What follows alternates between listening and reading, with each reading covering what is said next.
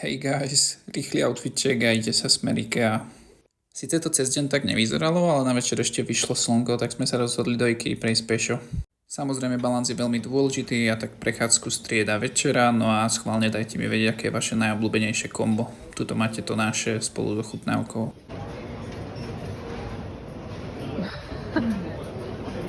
Topka. Ďakujem.